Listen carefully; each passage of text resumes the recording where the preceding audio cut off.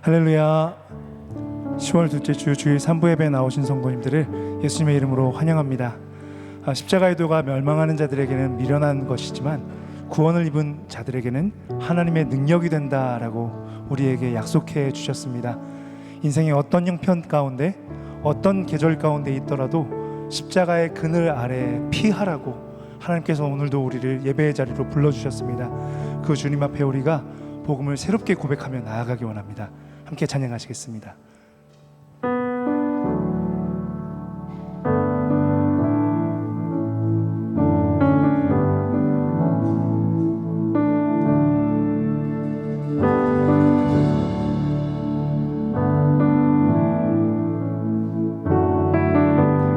예수 안에 소망 있네. 예수 안에 소망 있네. 내 빛과 힘 나의 노래. 환난 중에 도우시는 주 나의 견고한 안석. 크신 사랑 크신 평화 두려움에서 날 건지네. 내 위로자 내 모든 것 주 사랑 안에서리라.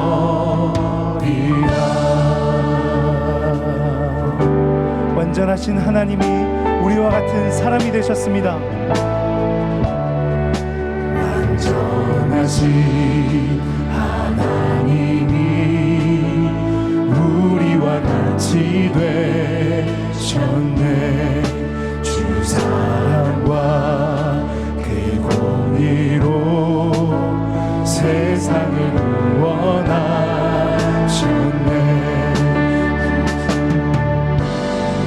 주 달리사 그 진노를 거두셨네.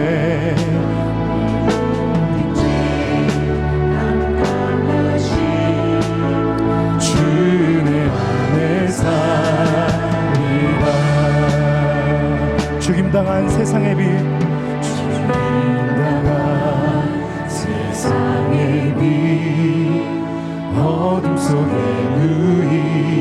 누이셨네.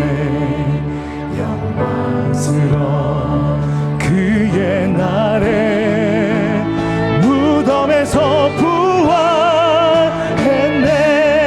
승리하신 우리 주님 원수들을 물리쳤네. 주 나의 것 주 보혈 안에 살리라. 할렐루야. 예수 그리스도의 능력을 선포합니다. 주의 능력으로 내 속에 두려움 없네. 나의 삶을 모든 순간 주께서 다시 한번 선포하십시다. 주 예수의 능력으로, 주 예수의 능력으로 내 속에 두려움 없네. 나의 삶이 모든 순간 주께서 다스리시네. 어느 것도 주 손에서 빼앗지 못하리라. 기다리며 주 능력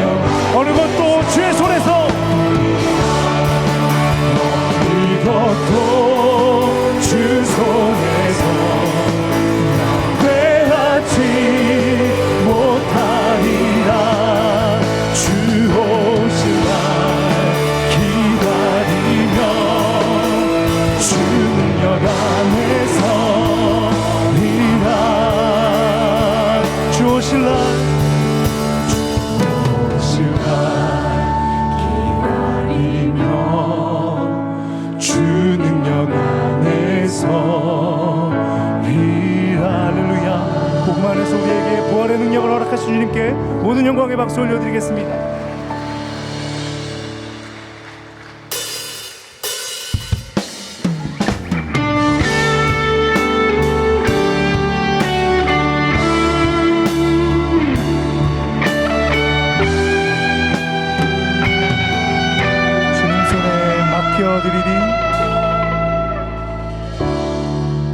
주님 손에 맡겨드리리 나의 삶 주님께 주님 손이 나의 삶 붙드네 나 주의 것 영원히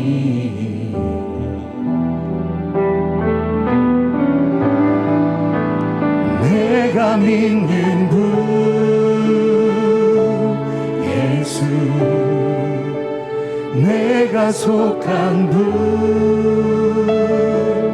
예수 삶의 이유 되시네 내 노래 되시네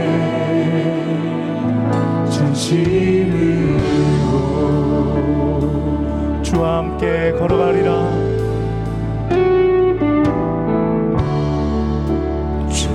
함께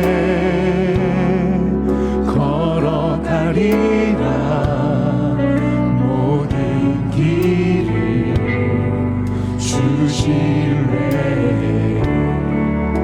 주 뜻 안에 나 살아가리 주의 약속은 영원해 우리가 의지하는 한 분 내가 믿는 분 예수 내가 속한 분 예수 삶의 이유 되시네 내 노래 되시네 내가 믿는 분 내가 믿는 분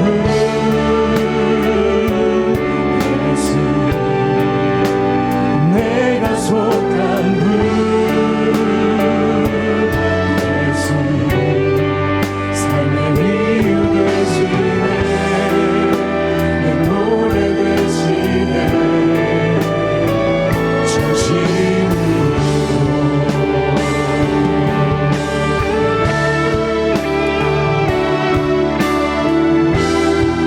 우리가 주님께만 굴복하며 나아갑니다.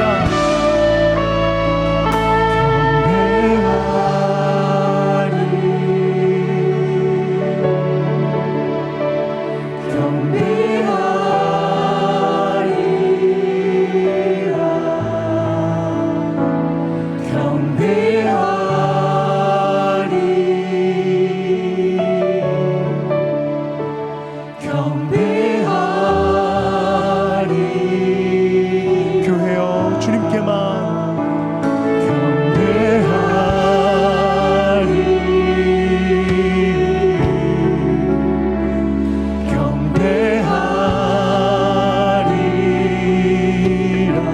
오직 주님께만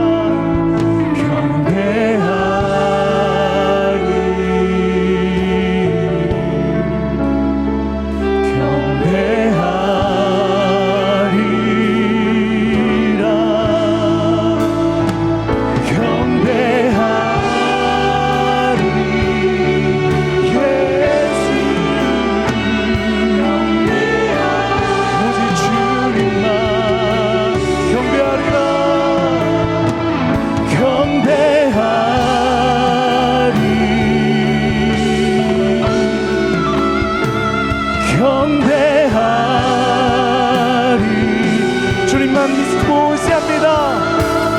내가 믿는 분 예수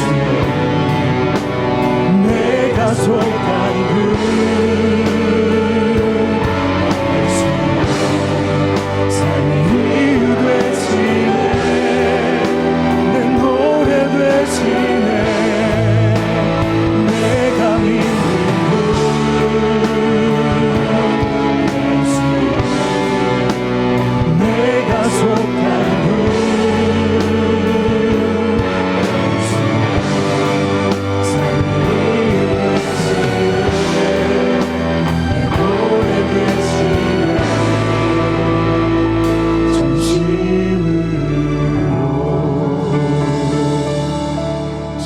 자리에서 일어나 영광의 송영으로 하나님의 임재 앞에 나아가겠습니다.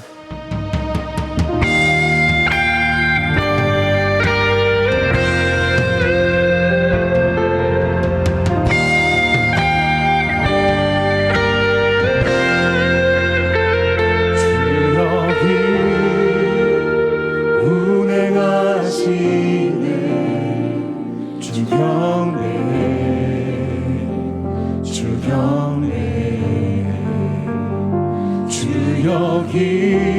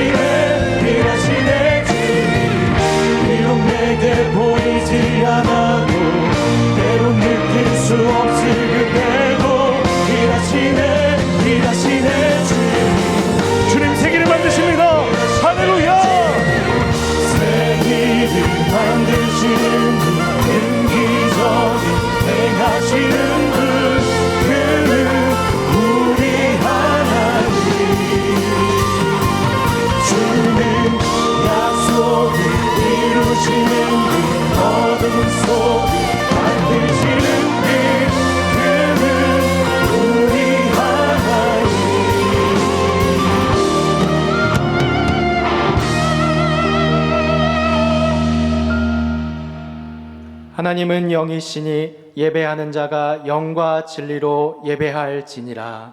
아멘.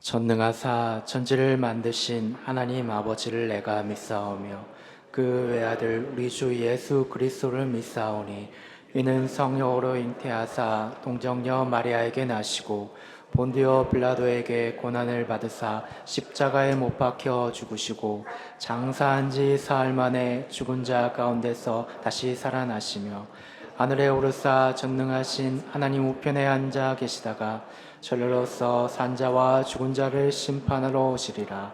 성령을 믿사오며 거룩한 공회와 성도가 서로 교통하는 것과 죄를 사하여 주신 몸이 다시 사는 것과 영원히 사는 것을 믿사옵나이다.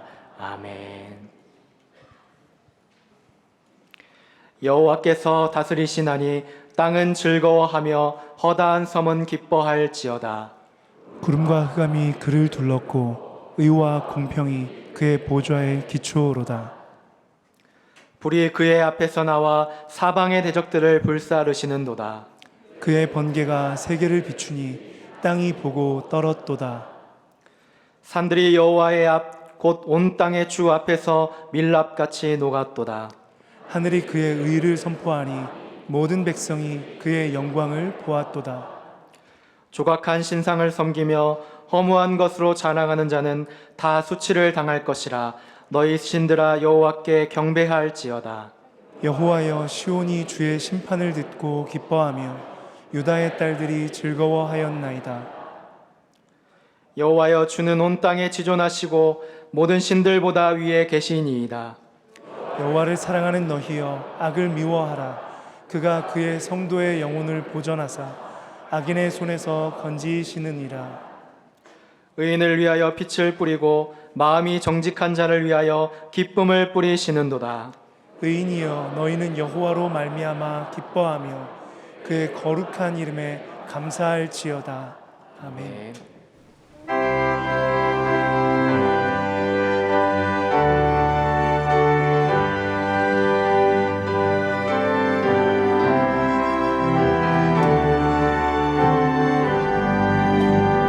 환난과 핍박 중에도 성도는 신앙 지켰네. 이 신앙 생각할 때에 기쁨이 충만하도다. 성도의 신앙 따라서 죽도록 충성하겠네.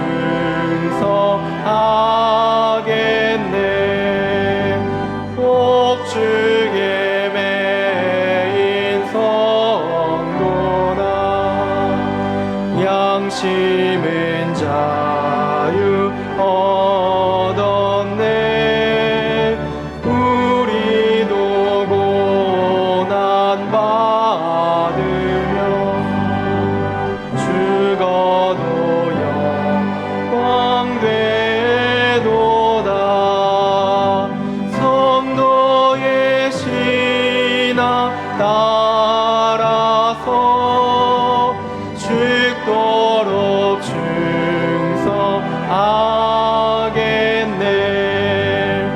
성도의 신앙 본받아 원수도 사랑하겠네. 인자 너너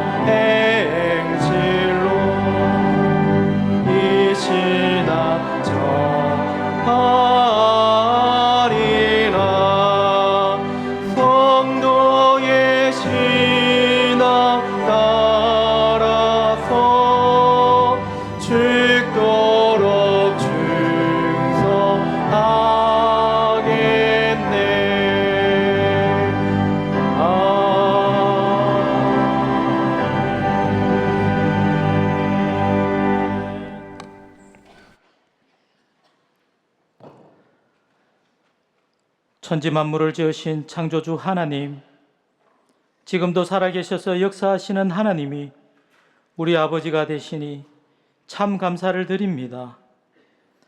여호와 하나님, 그 이름에 합당한 영광을 돌리며 내 생명의 능력 되신 주님께 온전한 예배를 드리기를 원합니다. 감히 주님 앞에 설 수조차 없는 부족한 저희들이 예수 그리스도의 이름을 의지하여 나왔사오니 주의 보혈로 정결케 하셔서 하나님을 예배하기에 합당한 자들로 세워 주시옵소서. 온 마음과 정성을 다하여 영과 진리로 드려지는 예배, 하나님을 기쁘시게 하는 예배가 될 수 있도록 주의 영으로 충만케 하여 주시옵소서. 이 시간 이곳에 임재하여 주셔서 세상에서 상처받고 낙심한 영혼들이 만지시고 위로하시며 회복시키시는 주님을 경험하는 복된 예배가 되게 하여 주시옵소서. 또한 우리들의 어두워진 눈을 밝혀주셔서 돈과 욕심을 쫓으며 세상과 주님을 겸하여 섬겨온 저희들의 이중성과 재성을 깨달아 회개에 합당한 열매를 맺는 삶 살아갈 수 있도록 인도하여 주시옵소서. 주의 성령으로 새롭게 하셔서 유혹의 욕심을 따라 썩어져가는 구습을 따르는 옛사람은 벗어버리기를 원합니다. 참된 지식과 분별력을 갖추어 믿음의 역사, 사랑의 수고, 소망의 인내를 이루어 하나님의 영광과 찬송이 되게 하여 주시옵소서. 주의 몸된 교회에 우리 담임 목사님을 세워주시니 감사합니다. 진리의 말씀을 옳게 분별하며 부끄러울 것 없는 일꾼으로 인정된 자로 하나님 앞에 자신을 드리기를 힘쓰는 주의 선한 목자 되게 하여 주시옵소서. 교회들을 향한 주의 말씀을 선포하실 때에 그 말씀이 우리 마음 가운데 깊이 새겨져서 시험의 밤이 찾아올 때에 주신 말씀이 생각나서 믿음의 길을 선택하는 주의 성도들이 되게 하여 주시옵소서. 특별히 기도드리는 것은 우리 조국 대한민국을 생각해 주셔서 극심한 정치적 대립과 경제적인 어려움으로부터 건져 주시옵소서. 정치, 경제, 사회, 문화 전 영역에서 하나님의 공의와 정의로 다스려지는 우리 조국 대한민국이 되게 하여 주시옵소서. 또한 복음의 능력은 잃어버린 채 돈과 세력으로 세상을 이기려 하는 우리 조국 교회들을 불쌍히 여겨 주시옵소서. 작은 능력을 가지고도 주의 말씀을 지키며 하나님의 이름을 배반하지 않은 빌라델비아 교회와 같이 복음의 능력, 예수 그리스도의 사랑으로 세상을 품고 안을 수 있는 조국 교회들이 되게 하여 주시옵소서. 우리의 다음 세대들을 이 약하고 엄난한 세상 문화로부터 지켜주시고 열방에서 복음 전하시는 우리 선교사님들을 기억하여 주시옵소서. 각양의 은사대로 예배를 돕는 손길들을 축복하시고 산부성가대가 마음과 뜻을 다해 드리는 찬양을 기뻐 받아 주시옵소서. 감사드리며 모든 선한 일을 행하는 데 부족함이 없도록 우리들을 세워가실 예수 그리스도의 이름으로 기도드립니다. 아멘.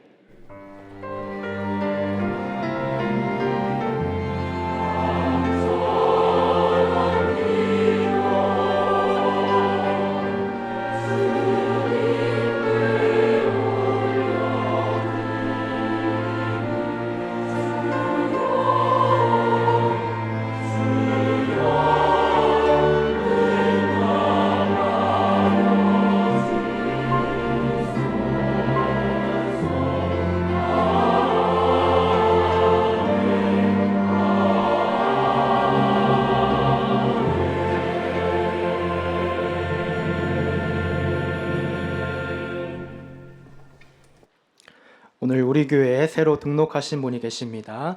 김병곤 성도님 환영하고 축복합니다. 예배 후에 새가족부 안내를 받으시기 바랍니다. 교회 소식 전해드리겠습니다. 주보 2면을 참고해 주시기 바랍니다. 주일 광고입니다.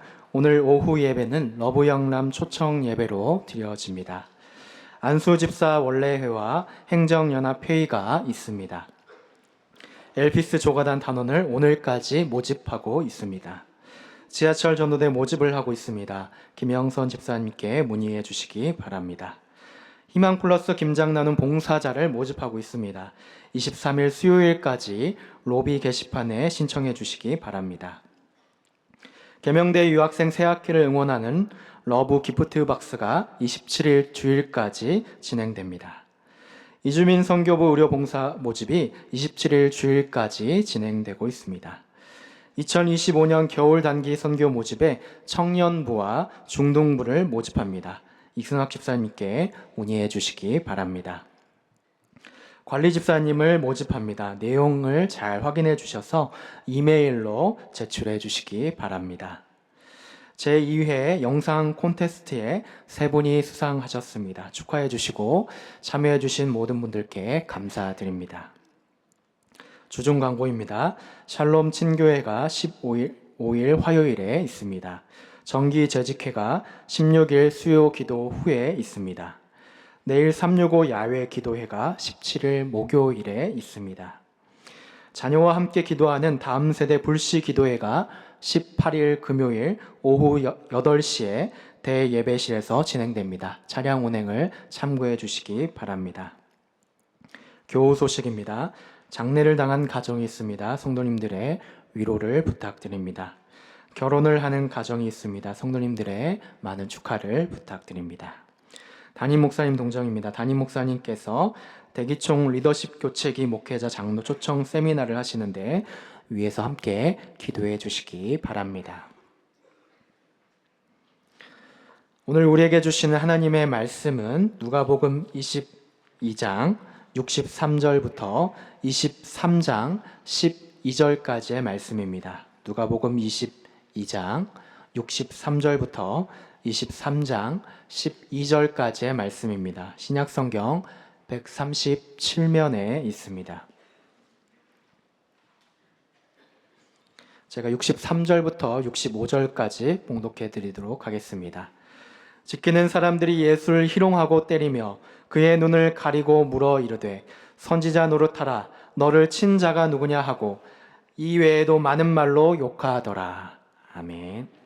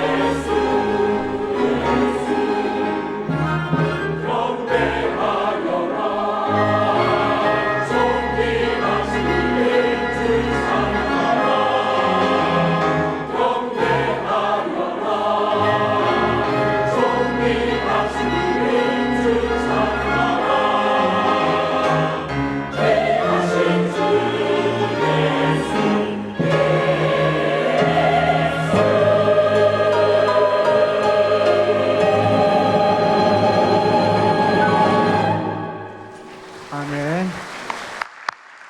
예, 귀한 찬양 감사합니다. 우리 앞뒤 좌우로 한번 보시고 사랑합니다, 축복합니다 한번 인사 나누겠습니다. 예.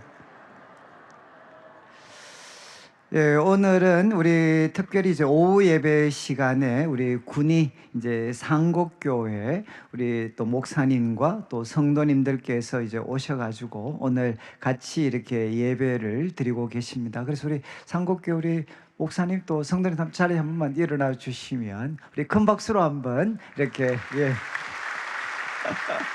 예.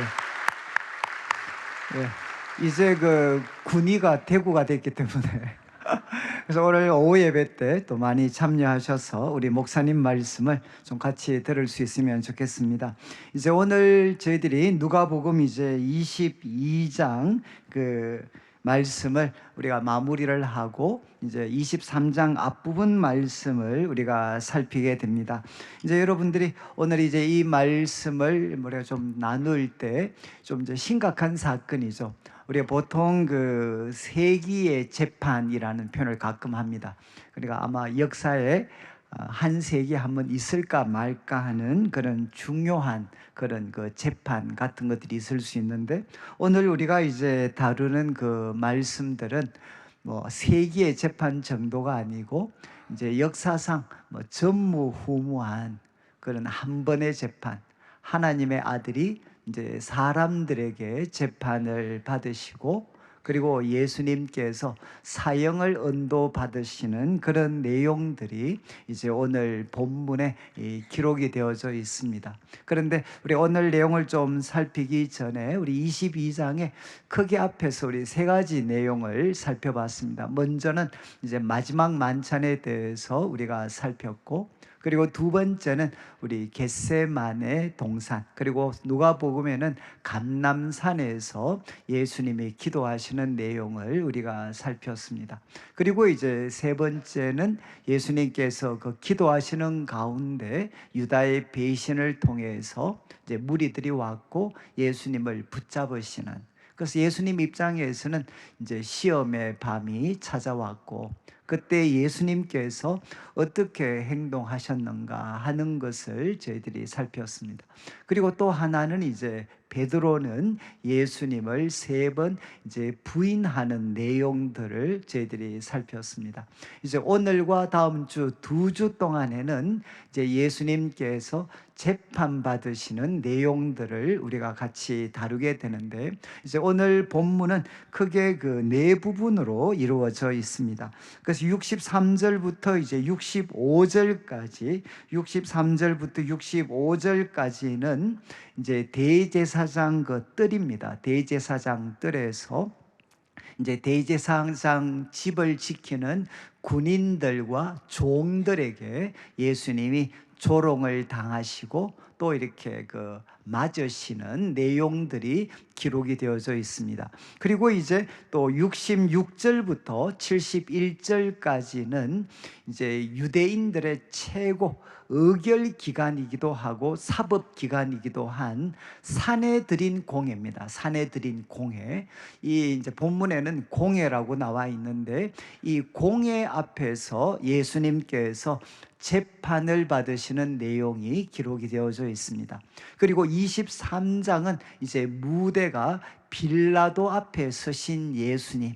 이제 유대인들은 다른 건 할 수 있었지만 로마의 속국으로 있어서 사형을 언도할 수 있는 권한은 없었습니다. 사형을 언도할 수 있는 권한은 이제 로마 총독만이 가지고 있었기 때문에 예수님께서 빌라도 앞에 서게 되어서 신문을 받으시고 그리고 이제 또 헤롯 갈릴리를 다스렸던 왕 헤롯 앞에 서서 신문 받으시는 내용들이 이제 이어지고 있습니다. 그래서 오늘 말씀을 통해 우리가 두 가지를 우리가 살피게 되는데 예수님은 어떤 참 이렇게 취급을 받으셨나? 조롱당하시는 예수님. 근데 이 조롱당하시는 예수님은 이제 어떤 태도를 보여주셨는가 하는 것을 저희들이 오늘 좀 살피려고 합니다. 그리고 두 번째는 이제 여기에 또 예수님을 고소하는 유대교 종교 지도자들, 그들이 범한 잘못은 무엇인가? 그리고 또 이제 예수님을 결국 이제 재판, 이제 판사의 역할이죠. 우리 빌라도 그리고 헤롯은 어떤 잘못을 범했는가 하는 것들을 우리가 살펴보면서 이 말씀이 우리에게 주는 교훈은 무엇인가 하는 것을 마지막으로 좀 살피도록 하겠습니다. 우리 주보 3면을 여러분들이 보시면서 먼저 63절을 한번 보시죠. 63절 이제 대제사장 집입니다. 그런데 거기에 지키는 종들이 있었고 또 군인들이 있었는데 이제 예수님을 어떻게 했는가? 아마 가장 많이 등장하는 표현입니다. 희롱했다. 예수님을 희롱했다. 그런데 헬라어로 사용된 이 단어는 어떤 뜻을 좀 담고 있는가 하면 한 사람을 이렇게 중간에 두고 주위를 춤추면서 막 도는 것입니다. 한 사람을 중간에 세워두고 사람들이 주위를 춤추면서 막 도는, 그러니까 이제 조롱하고 멸시를 하는 거죠. 이제 종과 군인들은 예수님을 조롱을 했습니다. 그리고 또 폭력적으로 바뀌어서 예수님을 때렸습니다. 때린 다음 이제 64절을 보시면 때리면서 예수님의 눈을 가리고 질문을 합니다. 요구를 합니다. 선지자 노릇을 해라. 너를 친 자가 누구냐? 좀 이해가 되시나요? 너 선지자라며. 선지자라면 너가 눈을 감고 있어도 누가 너를 때렸는지 너 알 수 있지 않느냐? 선지자 노릇해라. 누가 너를 때렸냐? 이렇게 예수님을 조롱하고 멸시를 했습니다. 그리고 이제 65절에 보면 나아가서 이 외에도 많은 말로 욕하더라. 이 욕했다라는 말은 모독입니다. 모독. 많은 말로 예수님을 모욕했다. 이렇게 성경은 기록을 합니다. 체포당하신 예수님께서 첫 번째 겪은 일입니다. 그런데 이 모든 사건들은 이제 구약에 특별히 이사야서 후반부에 이제 고난받는 종의 이야기가 이 이사야서 후반부에 예언이 되어져 있는데 거기에 이미 기록된 그런 모습들입니다. 그래서 우리 자막에 이사야 50장 5절과 6절, 이제 이것은 그 세 번째 종의 노래가 되는데 이제 여기에 주 여호와께서 나의 귀를 여셨으므로, 여러분 주 여호와께서 나의 귀를 여셨기 때문에, 다른 말로 하면 하나님의 뜻을 깨닫게 되었습니다. 세상을 구원하게 되는 하나님의 구원 계획, 그리고 종의 입장에서는 종을 향하신 하나님의 놀라운 계획을 이제 고난받는 종이 깨닫게 됩니다. 깨닫게 되어서 어떻게 하느냐? 내가 거역하지도 않고 뒤로 물러가지도 않았습니다. 그리고 또 6절 말씀을 보시면 대신 나를 때리는 자들에게 내 등을 맡기고 나의 수염을 뽑는 자들에게 나의 뺨을 맡기고 모욕과 침뱉는 그런 일을 당해도 나는 내 얼굴을 가리지 않았습니다. 여러분 지금 바로 고난받는 종이 침뱉음, 그리고 때리는 것, 그리고 또 수염을 뽑는 모든 그 조롱과 멸시, 모욕을 당하더라도 하나님의 구원 계획과 자신을 향한 하나님의 뜻을 깨달았기 때문에 이분은 기꺼이 순종할 것이다, 묵묵히 순종하며 갈 것이다 라고 예언을 했는데 바로 예수님께서 이렇게 반응을 하셨습니다. 여러분 때리고 욕하는 자를 향해서 예수님은 욕하지를 않으셨습니다. 보복하면서 욕하지도 않으셨고 예수님은 위협하지도 않으셨습니다. 내가 누군지 알아? 예수님께서 그들을 향해 위협하지도 않으셨습니다. 그리고 예수님께서는 자기 변호를 하지도 않으셨습니다. 그곳에서 사람들을 설득하는 행동도 하지 않으셨습니다. 그냥 예수님께서는 묵묵히 감당을 하셨습니다. 또 한 구절 53장 이사야 53장 7절 앞으로 몇 번 등장할 텐데 예수님께서 그가 곤욕을 당하여 괴로울 때도 뭐라고 했습니까? 그의 입을 열지 않았다. 도수장으로 끌려가는 어린 양, 틀 깎는 자 앞에 있는 그 잠잠한 양같이 그 입을 열지 않았다. 오늘 말씀도 몇 번 등장합니다. 그분이 입을 열지 않습니다. 그분은 침묵하시게 됩니다. 이 고난받는 종의 모습을 예수님께서는 그대로 이제 성취하시고 살아내시게 됩니다. 자, 그 다음 이제 이어지는 66절을 보시면 날이 새었습니다.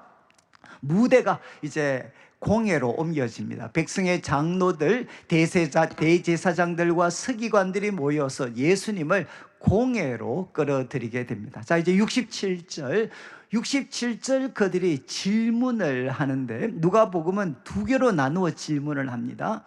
둘 다 뭔가 하면 예수님의 정체와 관계되는, 너가 그리스도라면 우리에게 말해라. 네가 그리스도냐? 그리고 좀 있으면 너가 하나님의 아들이냐? 너가 그리스도라면 우리에게 말해라. 이렇게 말씀하셨습니다. 그때 예수님 답변이 뭐냐?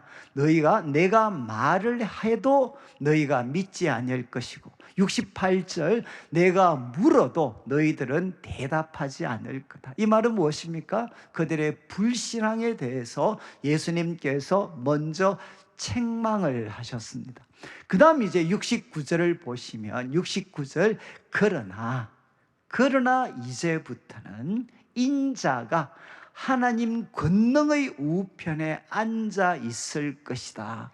이렇게 예수님은 말씀을 하셨습니다. 여러분, 지금 예수님을 고발하는, 그리고 건수를 찾으려고 하는 유대인들, 그 유대 지도자들 앞에서 예수님은 부인하시지를 않으셨습니다. 지금 제자이었던 이 바리새인들의 질문에 대해서 부인하지 않으셨어요. 그리고 또 그것은 내가 원래 그런 뜻으로 이야기한 것 아니야, 이렇게도 말씀하지 않으셨습니다. 예수님은 인자가 하나님의 권능, 그리고 우편에 앉아 있는 거 볼 것이다. 제가 좀 있으면 설명을 드리겠지만, 여러분들이 나중에 혹시 마태복음과 마가복음에 기록된 이 사건 26장 그리고 14장이 기록이 되어 있는데 읽어보시면 재밌는 것은 마태와 마가는 이렇게 구성이 되어 있습니다. 앞에 베드로가 예수님을 멀찍이 따라갑니다. 그 다음 이 사건이 바로 기록이 되어 있습니다. 지금 질문을 하고 예수님이 답변하는 내용이 나옵니다.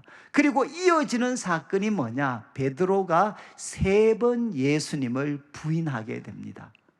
여러분, 그러니까 마태와 마가는 예수님께서 공회에서 지금 이 말씀하시는 장면을 무엇을 배경으로 해서 보기를 기대하느냐? 바로 베드로의 부인입니다. 베드로는 예수님을 결정적인 순간에, 그리고 위협의 순간에 베드로는 예수님을 부인했지만, 예수님은 어떻게 하시느냐? 예수님은 회피하거나 부인하시지 않고 자신의 정체성과 관련된 진리를 그분은 시인하시게 됩니다. 근데 이 내용, 인자가 하나님 권능의 우편에 앉아 있으라, 이 말은 좀 어렵지만 구약의 그리스도를 예언한 2개의 유명한 구절이 결합된 말씀입니다. 그러니까 구약에서 그리스도와 관련된 2개의 유명한 구절이 결합된 말씀인데, 먼저 여기에 첫 번째는 인자라는 표현이 나오고 하나님 우편에 앉아 있으리라 라는 말씀이 나옵니다. 여기 인자는 어디 등장하나? 우리 다니엘서 7장 13절 14절 한번 보시죠. 이 다니엘서 7장 13절 14절, 그리고 이제 여기에 뭐가 나오는가 하면, 내가 또 밤 환상 중에 보니 인자 같은 이가 하늘 구름을 타고 온다. 그리고 옛적부터 항상 계신 분, 이건 하나님이십니다. 옛적부터 항상 계신 하나님에게 그분이 인도되어집니다. 하나님 앞으로 인도되어집니다. 그리고 14절에 어떤 일이 생기나, 하나님은 그 인자 같은 이에게 권세와 영광과 나라를 주고 모든 백성, 나라들, 다른 언어를 말하는 모든 자들이 그를 섬기게 하였다. 이게 무슨 뜻이죠? 예수님을 만왕의 왕으로 세우셨다는 겁니다. 만왕의 왕으로, 그리고 그의 권세는 소멸되지 않는 영원한 권세, 그의 나라는 멸망하지 아니할 거다. 그분은 누구십니까? 영원한 왕이십니다. 여러분, 인자 같은 분이 하나님에게 안내가 되어지고 하나님은 그를 왕 중에 만왕의 왕으로 삼으시고 그를 영원한 왕으로 세우시겠다, 이렇게 말씀하셨는데 누구에게? 인자 같은 이에게. 여러분, 이제 제가 신학을 좀 공부하면서 신약에서 정말 오랫동안 연구했던 주제가, 예수님께서 여러분 복음서에 자기를 소개할 때 누구라고 소개했죠? 인자라고 소개했어요. 인자. 도대체 인자라고 소개했는데 이 호칭이 어디에서 나온 건가? 도대체 어디에서 나온 것이고, 예수님이 인자라는 호칭을 자기에게 적용시킬 때 그분의 의도가 무엇이었는가 하는 것은 신약에서 굉장히 중요한 주제입니다. 그런데 그것을 제가 지금 이 시간에 다 말씀드릴 수는 없고, 한 가지 지적할 수 있는 것, 모두가 다 합의 본 것은 무엇이냐? 인자 같은 이 인자의 배경은 다니엘서 7장 13절과 14절이다. 여러분, 우리 예수님께서는 구약에서 약속한 하나님이 만왕의 왕으로 삼으시고 영원한 왕으로 세우실 그 인자 같은 분, 그 분이 바로 누군가 하면 자신이라는 거죠. 자신. 그래서 인자.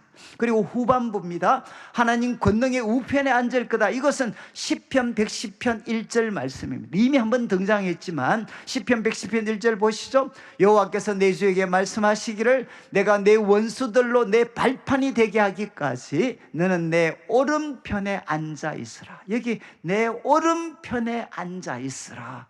바로 이 말씀을 예수님께서 자신에게 적용하고 있습니다. 저는 이제 우리 성도님들께서 예수님과 종교 지도자들 논쟁할 때 이 구절이 이미 한번 등장했습니다. 예수님이 그들에게 이 구절을 갖고 질문을 하셨어요. 야, 예수님, 그리스도는 다윗의 자손이라고 했는데 어떻게 지금 그리스도는 다윗의 자손이라고 했는데 어떻게 다윗이 자손인 그리스도를 향해 가지고 바로 이런 이야기를 할 수 있느냐? 자손인데, 후손인데, 그 후손한테 다윗이 어떻게 하나님께서 내 주에게 내 우편에 앉아 있으라 이렇게 말씀하셨느냐? 그래서 결론은 뭔가 하면 그리스도는 신적인 존재가 될 거다. 이미 시대를 뛰어넘는 바로 우리 그리스도는 신적인 존재가 될 거다라는 것을 예수님은 이 말씀을 통해서 이 유대교 지도자들에게 말씀을 하셨죠. 좀 복잡한 이야기인데 정리를 하면 예수님은 바로 이 유대 지도자들의 질문에 대해서 답을 하셨습니다. 자기는 누군가 하면 하나님께서 영광스럽게 하실 그분은 바로 인자시고, 그리고 그분은 그리스도시고 그분은 하나님의 아들이시다 라는 것을 그분은 답변을 하셨습니다. 그때 이제 지도자들의 반응을 한번 보시죠. 70절 한 번 더 질문합니다. 그러면 너가 하나님의 아들이냐? 이것은 신적인 존재죠. 하나님과 동등한 하나님의 아들이냐라고 질문을 했을 때 예수님께서 대답을 하십니다. 내가 그라고 말하고 있느니라. 너희들이 지금 내가 그라고 말하고 있다. 여러분, 이 말은 긍정인가요? 부정인가요? 뒤에 반응을 보시면 압니다. 71절 보시죠. 이 예수님의 대답을 들은 사람들이 이야기합니다. 어찌 더 증거를 요구하리요? 우리가 친히 그 입에서 들었다. 뭘 들었다는 겁니까? 자신이 바로 하나님의 아들인 신적인 존재라는 이야기를 우리가 그 입에서 들었고, 이것은 무슨 죄냐? 신성모독의 죄고 사형에 처해야 될 무서운 죄다. 그리고 그 증거를 우리는 그 입에서 들었다. 이렇게 종교 지도자들이 이야기를 하게 됩니다. 자, 예수님께서는 공회 앞에서 자신의 존재를 밝히는 것을 회피하지 않으셨습니다. 자기가 바로 하나님께서 영광스럽게 세우실 인자시고 그리스도시고 하나님의 아들이심을 그분은 시인하고 인정을 하셨습니다. 자, 그들은 이제 예수님을 죽일 수 있는 충분한 증거를 얻었다고 생각하고 예수님을 이제 빌라도에게 데리고 갑니다. 7장 1절 보시죠. 23장 1절, 이제 무리가 일어나서 예수를 빌라도에게 끌고 가고 2절을 보시면 참 이제 재밌는데, 이 사람들이 예수님을 빌라도에게 고발하는 내용입니다. 고발하는 내용 한번 쭉 읽어보시면 지금 이 유대교 지도자들이 예수님께 물었던 질문과 좀 차이가 있지 않습니까? 예수님은 죽어야 돼, 사형에 처해야 될 존재야. 왜? 신성모독을 범한 자니까. 이렇게 그들이 했는데 실상 빌라도한테 고발할 때는 내용이 뭐죠? 이 사람은 우리 백성을 미혹하고, 이 뜻이 뭔가 하면 로마의 통치 아래에 있는 이 백성들을 마음을 바로 삐뚤어지게 해서 로마에 대해서 저항하도록 부추기는 사람입니다. 또 가이사에게 세금 바치는 것 금한 사람입니다. 이게 또 거짓말이죠. 여러분, 바로 예수님과 종교 지도자들 사이에 세금 논쟁이 붙었을 때 가이사의 것은 가이사에게, 하나님의 것은 하나님에게. 그런데 이 사람들은 자기 입맛대로 자칭 메시아라고 주장했던 사람들이 주장했던 일반적인 주장입니다. 세금 바치지 마, 하나님이 기뻐하지 아니하셔. 그리고 세 번째, 자칭 왕 그리스도라고 합니다. 여러분, 로마 사람들이, 로마 정부가 가장 민감하게 반응하는 편이죠. 스스로를 하나님이 세우신 왕이라고 합니다. 여러분, 지금 유대 지도자들이 예수님을 빌라도에게 고발한 것은 종교적인 명목이 아닙니다. 뭡니까? 정치범입니다. 위험스러운 정치범입니다. 로마를 향해 반란이 일으키도록 부추기는 위험한 존재입니다. 이렇게 빌라도에게 고발을 합니다. 그래서 3절 말씀, 이제 빌라도가 질문을 합니다. 빌라도가 예수님께 한마디로 묻습니다. 너가 유대인의 왕이냐? 나중에 여러분들이 요한복음을 보시면 빌라도와 예수님의 대화가 조금 더 풍부하게 기록이 되어 있는데, 누가는 그냥 한 가지만 소개합니다. 너가 유대인의 왕이냐? 그럴 때 예수님께서 답변하셨습니다. 너의 말이 옳도다. 너의 말이 옳도다. 여러분, 빌라도가 가장 민감하게 반응할 수 있는, 너 유대인의 왕이냐? 라고 물을 때 예수님은 너 말이 옳다라고 답변을 했습니다. 그런데 빌라도도 이 말이 담고 있는 의도가 뭔 줄 알았습니다.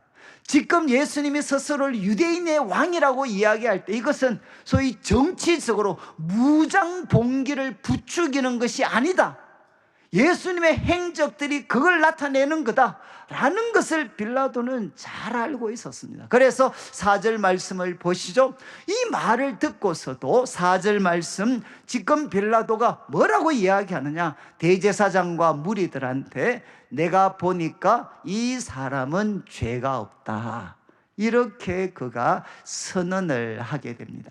그러니까 5절을 보시죠. 5절, 이 이야기를 들었던 무리들은 더 강하게 이야기합니다. 그는 유대에서 가르치고 갈릴리에서부터 시작해서 여기까지 와서 백성을 소란하게, 소동하게 하고 있습니다. 이게 무슨 뜻이죠? 갈릴리부터 시작해서 당신이 다스리는 이곳까지 와가지고 백성들로 하여금 로마를 향해 소요를 일으키도록 부추기는 위험한 존재입니다. 이렇게 그들이 강하게 빌라도를 압박을 합니다. 그러니까 이제 6절 말씀, 빌라도는 어떤 선택을 하느냐? 이들의 말에서 힌트를 얻었습니다. 갈릴리에서부터 시작했다? 야, 이거 좋은 방법이 있네. 빌라도가 묻습니다. 그가 갈릴리 사람이냐? 갑자기 물어요. 그러니까 사람들이 갈릴리 사람입니다 라고 이야기하니까 잘 됐네. 갈릴리 사람은 내 소관이 아니야. 왜냐하면 여러분, 갈릴리를 다스리는 왕은 바로 분봉왕 헤롯이었습니다. 그런데 헤롯이 마침 6월절 절기였기 때문에 예루살렘에 와 있었던 거죠. 그래서 7절 말씀에 빌라도가 어떤 선택을 하나? 그가 헤롯의 관할에 속한 줄을 알고 헤롯에게 예수님을 넘기게 됩니다. 헤롯 대접도 해주고, 그리고 헤롯이 예수님에 대해서 판단 내리게 되면 그것을 기초로 자기가 판단을 내리면 부담이 줄어들게 되죠. 그래서 이제 이 예수님을 헤롯에게 넘기게 됩니다. 그리고 이제 8절 말씀, 이제 8절 말씀을 보시면 이제 예수님은 누구 앞에 서시게 되나? 8절 말씀에 예수님은 헤롯 앞에 서게 됩니다. 그런데 헤롯의 반응을 보시죠. 예수님을 보고 너무너무 기뻐합니다. 이유는 예수님 소문을 들었고 오랫동안 예수님 보고 싶어 했습니다. 그런데 목적이 뭐라고 되어 있습니까? 무엇이나 이적 행하심을 볼까 바랬던 연고다. 여러분, 지금 헤롯이 예수님 보고 싶었던 이유는 뭔가 하면 그가 행하는 기적을 자기 눈으로 보고 싶었습니다. 그리고 9절 말씀 보시죠. 이런 기대 속에서 여러 질문을 예수님께 드렸습니다. 이 여러 질문은 결국 뭡니까? 자신의 지적 호기심을 만족시킬 수 있도록, 지적 호기심을 만족시킬 수 있는 질문들. 그리고 여러분, 권력자들 옆에는 꼭 누가 있느냐? 여러분, 하나님과 직통하는 이런 소위 좀 영매들이 있어요. 영매들. 아마 헤롯의 마음에는 예수님이 행하시는 표적을 봤으면 그를 곁에 두게 되면 여러분, 자신의 권력은 더 강해질 수도 있겠죠. 자신의 지적 호기심, 그리고 자신의 그 욕망을 충족시키기 위해서 예수님께 질문도 하고 기대를 했습니다. 근데 예수님 답변은 뭡니까? 반응은 9절 마지막 아무 말도 대답하지 않으셨다. 이거 이제 애들 말로 하면 예수님은 헤롯을 개무시하셨어요. 개무시. 아셨죠? 한마디도 대답하지 않아요. 개무시하셨어요. 개무시. 그러니까 이제 10절 말씀을 보시면 10절 말씀에 그 와중에 대제사장과 서기관으로 서서 힘써 예수님을 고발합니다. 이제 11절 헤롯의 선택. 여러분, 자신을 무시하고 계시는, 자신의 지적 호기심과 그 욕망을 충족시키지 않고 침묵하시는 예수님을 향해 헤롯은 이제 분노하고 보복합니다. 그 분노와 보복은 어떻게 나타나느냐? 업신여김과 희롱으로 나타나죠. 다시 한번 희롱이라는 단어가 등장하고, 또 하나 특징적인 행동, 빛난 옷을 입혀서 빌라도에게 보내게 됩니다. 빛난 옷은 무엇을 나타내는 겁니까? 왕이 입는 옷입니다. 왕이 입는 옷. 여러분, 왕이 입는 옷을 예수님께 입혀서 빌라도에게 보냅니다. 이게 예수님을 높이는 걸까요? 조롱일까요? 너 왕이라며, 자칭 왕이라며, 그래, 빛난 옷 입혀서 여러분 제수의 신분으로 빌라도에게 보내버리는, 이거는 예수님을 엄청나게, 그분의 그 존엄을 완전히 뭉개버리는 그런 행동입니다. 그래서 빌라도에게 보내게 되고, 12절 참 재밌는 것은 12절 이렇게 이야기합니다. 헤롯과 빌라도가 원래는 원수였는데 당일 그날은 예수님 때문에 서로 친구가 되었다, 이렇게 기록을 하고 있습니다. 자, 이제 오늘 본 말씀 좀 들으시면서 몇 절을 한번 보시면, 여러분, 예수님께서는 참 이렇게 그 조롱과 멸시, 그리고 폭력을 이렇게 당하시기도 하셨고, 그리고 이제 공회 앞에 서시기도 하고, 그리고 빌라도와 헤롯 앞에 서셨습니다. 근데 우리 예수님은 어떻게 하셨나? 저는 세 가지로 정리를 할 수 있는데, 첫 번째, 예수님께 하지 않는 게 있습니다. 예수님은 그 자기를 짓밟고 조롱하고 있는 자들을 향해 욕으로 갚지 않으셨습니다. 그리고 예수님은 하나님의 아들이라는 신분 가지고 그들을 위협하지도 않으셨습니다. 그리고 예수님께서는 그들을 향해서 자신을 변호하거나, 그리고 자신의 이야기를 합리화시키려고 노력하지도 않으셨습니다. 예수님은 어떻게 하셨죠? 하나님의 뜻, 세상 구원을 향한 하나님의 뜻, 그리고 자기를 향한 하나님의 뜻을 깨닫고 그 조롱과 멸시를 예수님께서는 묵묵히 인내를 하셨습니다. 예수님은 욕하거나 위협하거나 자신을 변호하거나 설득하지 않고 예수님은 묵묵히 인내하시며 감당을 하셨습니다. 이 첫 번째 모습입니다. 두 번째는 무엇이냐? 예수님은 여러분 이 어떤 대제사장과 서기관들의 질문, 그리고 빌라도의 질문을 받을 때 이 질문을 통해서 자신의 미래가 어떻게 될 거다라는 거 예수님 아셨습니다. 그럼에도 불구하고 자신이 바로 하나님이 영광 가운데 세우실 인자요 그리스도시요, 그리고 바로 하나님의 아들이신 것, 유대인의 참된 왕이신 것을 그는 증언하셨습니다. 베드로와 달리 예수님은 증언하셨습니다. 이것을 여러분 바울은 어떻게 소개를 하느냐? 지금 디모데전서 6장 13절, 이건 주보 3면에 나와 있지 않는 구절인데 디모데전서 6장 13절을 한번 보시죠. 여기에는 바울이 디모데에게 가르치는 이 가르침을 마무리하면서 마지막 결론적인 가르침은 뭔가 하면 복음을 전해야 된다는 겁니다. 그 이야기를 하기 전에 만물을 살게 하신 하나님 앞과, 그리고 처음이자 마지막으로 바울의 입에서 본디오 빌라도가 등장하는 표현입니다. 여러분, 본디오 빌라도를 향하여 선한 증언을 하신 그리스도 예수 앞에서 내가 너를 명한다. 그리고 이 명령을 점도 없고 흠도 없이 끝까지 지켜라. 이렇게 바울은 디모데에게 도전을 합니다. 그런데 도전하는 근거가 무엇이죠?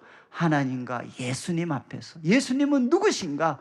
본디오 빌라도를 향하여 당당하게 선한 증언을 하신 그 예수 그리스도 앞에서 내가 너를 명한다. 여러분, 우리 예수님은 누구십니까? 바로 살기등등한 유대 지도자 공회 앞에서, 그리고 살기등등한 바로 빌라도 앞에서 예수님은 자신에 대해서, 하나님의 뜻에 대해서 그분은 선한 증언을 하신 분이십니다. 회피하거나 부인하시지 않고 선한 증언을 하신 분이십니다. 그리고 그분은 자신의 인생을 누구한테 맡겼느냐? 자기의 꾀로 벗어나려고 하지 않고 여러분 하나님께 자신의 삶을 전적으로 맡기셨습니다.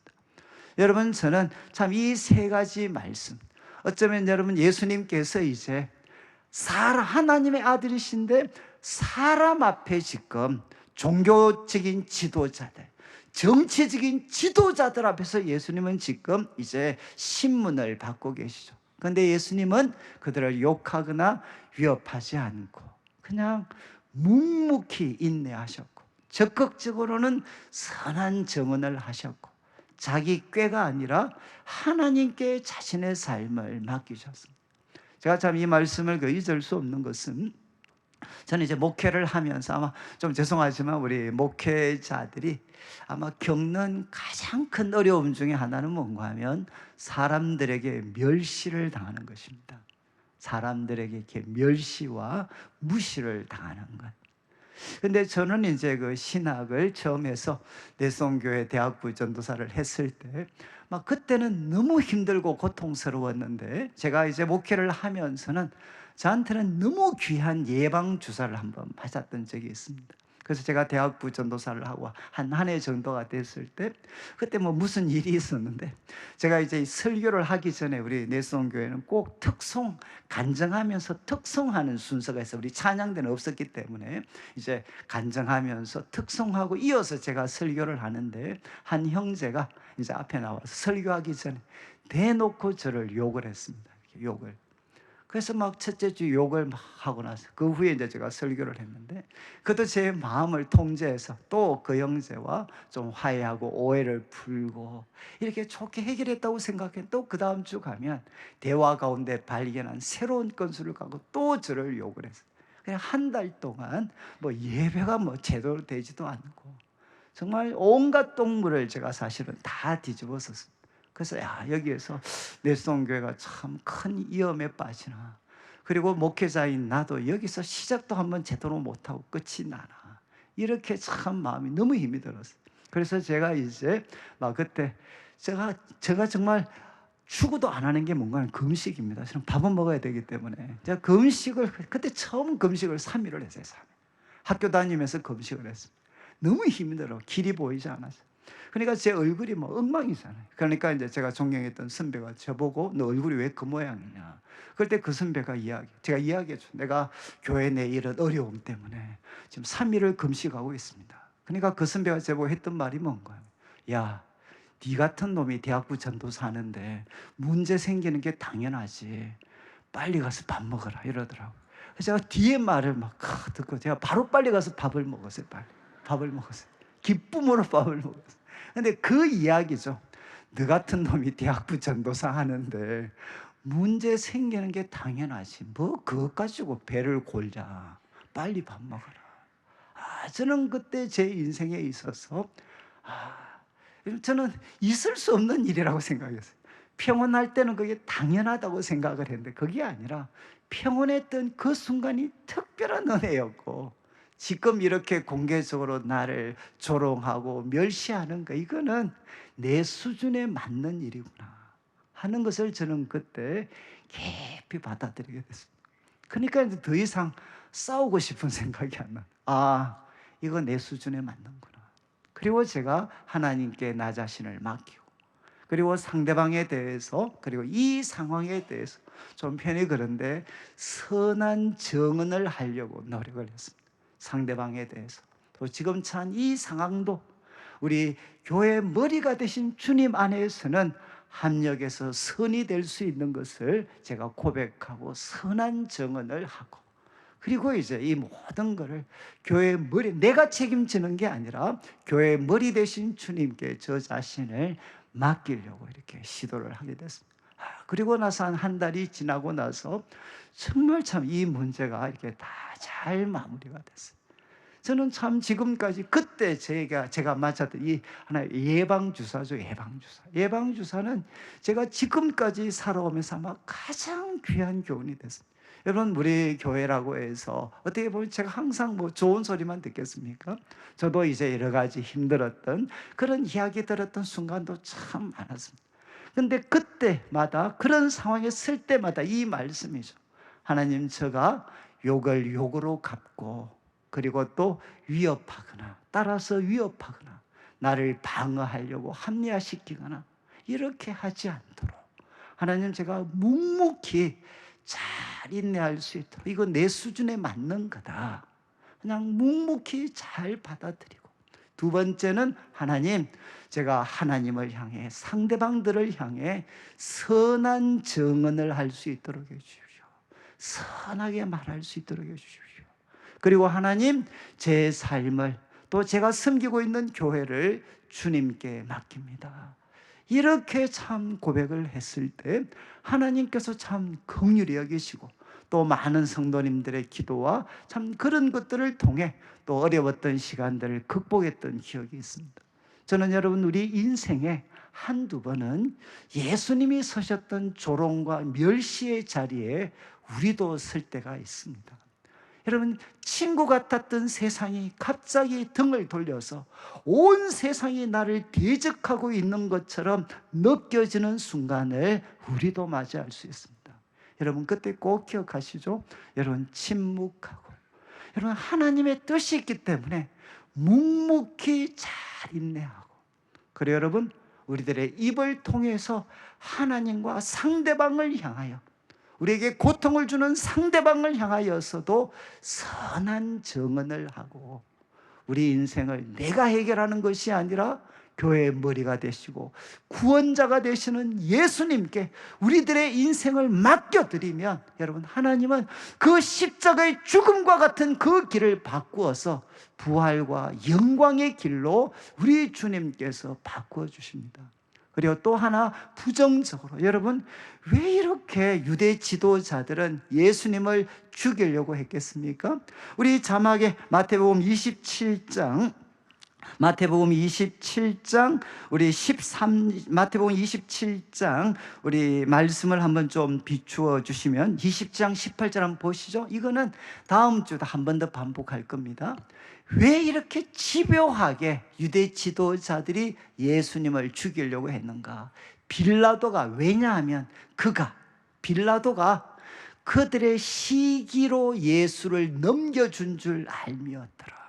여러분 왜 유대교 지도자들이 예수님을 그렇게 죽이려고 했는가? 악착같이 제거하려고 했는가? 빌라도가 알았다는 것. 딱 하나, 시기심 때문이었다. 여러분, 이 세상을 고통에 빠뜨리고 교회를 고통에 빠뜨리고 우리 가정을 고통에 빠뜨리는 그 중심에는 무엇이 있느냐? 시기심이 있습니다. 천사의 얼굴을 한 사람들의 그 시기심 때문에 교회가 죽어가고 세상이 죽어가는 경우가 얼마나 많은지 몰라요. 여러분, 유대교 지도자들이 예수님을 죽이려고 했던 이유는 무엇이냐? 그것은 시기심 때문이었습니다. 여러분, 저는 우리 성도들이 여러분, 이 우리들 속에 자리 잡으려고 하는 이 시기심과 치열하게 싸워서 시기심이 아니라 그들을 향한 사랑과 존경으로 바꿀 수 있는 힘을 가진다면 이런 교회는 다시 일어설 수 있습니다. 그리고 또 하나, 여러분, 이제 빌라도는 어떻게 평가해야 되겠습니까? 예수님이 무죄인 것을 알았지만 결국 그는 결론을 내리지 않고 그는 헤롯에게 넘겨버립니다. 우리 다음 주에 또 다룰 텐데 바로 빌라도는 비겁했습니다. 오늘도 주님을 따르는 사람들 중에 비겁한 사람들이 얼마나 많은지 몰라요. 잘못인 줄 알면서도 눈앞에 있는 유익 때문에 여러분, 결국 그 옳은 마음을 내려놓고 유보하는 사람들이 얼마나 많은지 모릅니다. 그래서 이 비겁함 때문에 다음 주 이야기하겠지만 우리는 매주일 모일 때마다 무엇을 고백하느냐? 본디오 빌라도에게 고난을 받으사. 매주일마다 끊임없이 고백하는 게 무엇이냐? 예수님을 고난에 빠뜨린 가장 중요한 책임을 진 사람으로 본디오 빌라도를 우리는 언급합니다. 이것이 바로 비겁함의 대가죠. 마지막 세 번째, 헤롯을 통해서 배울 수 있는 것은 무엇이냐? 그는 예수님을 이용하려고 했습니다. 그의 호기심, 지적인 호기심을 위해서, 그리고 그의 야망을 위해서 예수님을 이용하려고 했지만 예수님이 그를 무시했을 때 그는 예수님을 향해 보복하면서 조롱하고 희롱하고, 그래 네가 왕이지, 빛난 옷 입혀서 예수님을 조롱하는 죄를 범하고 있는 거죠. 저는 우리 성도들 가운데도 헤롯처럼 예수님을 대하는 사람들이 있습니다. 예수님을 이용하려고 하는, 나의 지적 호기심을 채워주는 대상으로, 나의 야망을 성취시켜줄 수 있는 분으로 예수님을 이용하려고 하는 사람들이 있습니다. 그러나 예수님은 반응 보이시지 않죠. 그러면 어떻게 되나? 사람은 더 예수님을 향해 적대적이 됩니다. 예수님이 나를 향해 침묵하고 있는 것처럼 느낄 때, 그때는 분노할 때가 아니고 여러분의 마음을, 여러분의 내면을 한번 살펴야 될 때인 거죠. 여러분은 왜 예수님을 찾고 있습니까? 가까이 하고 있습니까? 예수님을 이용하기 위해서입니까? 아니면 그분을 믿고 순종하고 그분을 높이기 위해서 우리는 예수님을 믿고 있습니까? 이런 헤롯처럼 예수님을 대하시면 안 됩니다.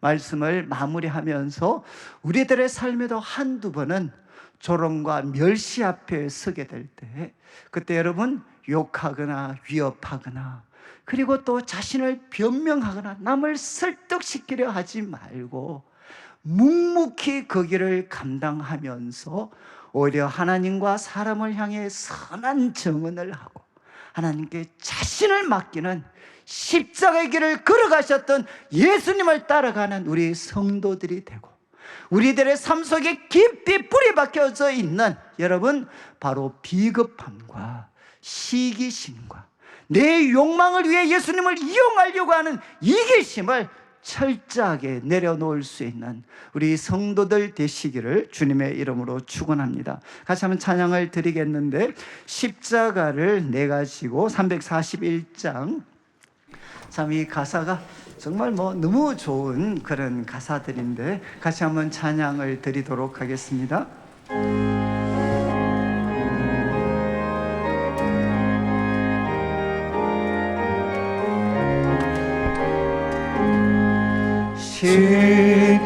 십자가를 내가 지고 주를 따라갑니다.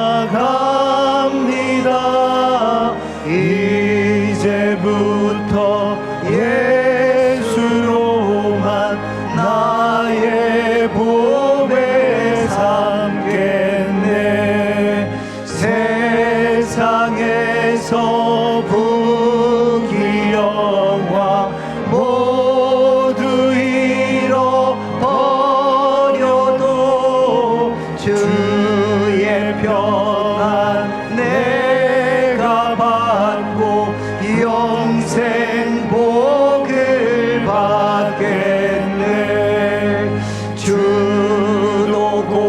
곤욕 당했으니 나도 곤욕 당하리. 세상 사랑 감사하나 예수 진실하도이다. 예수 나를 사랑하사 빛난 얼굴 보이면 원수들이 미워해도 염려할 것 없겠네. 내가 핍박 당할 때에 주의 품에 안기고 세상 고초 당할수록 많은 위로 받겠네. 주가 주신 기쁨 외에 기뻐할 것 무엇냐. 주가 나를 사랑하니 기뻐할 것뿐일세. 아멘. 네, 우리 자리에 나셔서 한 번만 같이 기도드릴 때 우리도 한 번 정도는 예수님처럼 조롱과 멸시를 당할 때가 있습니다. 하나님, 그때 예수님처럼 묵묵히 인내하며 하나님과 또 상대방을 향해 선한 정언을 하고 예수님께 우리 인생을 맡길 수 있는 십자가의 길 걸어가게 해 주십시오. 여전히 내 속에 뿌리 잡혀 있는 시기심과 비겁함과 그리고 예수님 이용하려고 하는 이기심 내려놓게 해주시고 주님을 믿고 주님께 순종하고 주님께 무릎 꿇고 경배하는 참된 예배자로 살아가게 해주십시오. 우리 말씀 기억하면서 함께 한번 기도드리도록 하겠습니다. 하나님 아버지, 하나님 아버지 감사합니다. 오늘 저희들 주의 말씀 기억하게 하여 주시고 우리 인생에도 한두 번은 조롱과 멸시를 당할 때가 있습니다. 하나님 아버지, 묵묵히 인내할 수 있도록 도와주시고 하나님, 하나님과 사람을 향하여 선한 정언을 할 수 있도록 도와주시며 우리 인생을 주님께 맡기게 하여 주시옵소서. 그리고 하나님, 인간들 속에 깊이 뿌리박고 있는 하나님 아버지 시기심이 있습니다. 비겁함이 있습니다. 이기심이 있습니다. 하나님, 성령께서 이것들이 우리들의 삶에 하나씩 하나씩 힘을 잃어갈 수 있도록 도와주시옵소서. 하나님 아버지 감사합니다. 오늘도 사랑하는 성도님들 주님 앞에 귀한 예물을 드립니다. 이 물질 속에 담겨져 있는 우리 성도들의 눈물과 기도와 땀, 믿음과 사랑의 고백을 연락하시고 먼저 주의 나라와 의를 구하는 주의 백성들에게 약속하신 대로 모든 것을 다하여 주옵소서. 우리도 하나님의 뜻에 순종하다가 조롱과 멸시를 경험할 때가 있습니다. 하나님, 묵묵히 인내하며 하나님과 사람을 향해 선한 정언을 하고 하나님께 우리 인생을 맡길 수 있는 은혜를 허락하여 주옵소서. 하나님, 시기심으로부터 우리를 지켜주시고 하나님, 우리를 비겁함에서부터 지켜주시고 하나님, 우리를 이기심에서부터 지켜주시옵소서. 감사를 드리며 예수님의 이름으로 기도드립니다. 아멘. 지금 우리 주 예수 그리스도의 크신 은혜와 하나님 아버지의 극진하신 사랑과 성령 하나님의 감동감화 위로하시고 교통하심이 조롱과 멸시 가운데에서도 묵묵히 순종의 길, 십자가의 길 걸어가기를 다짐하는 모든 주의 백성들 위해 지금부터 영원토록 함께 있을지어다. 아멘.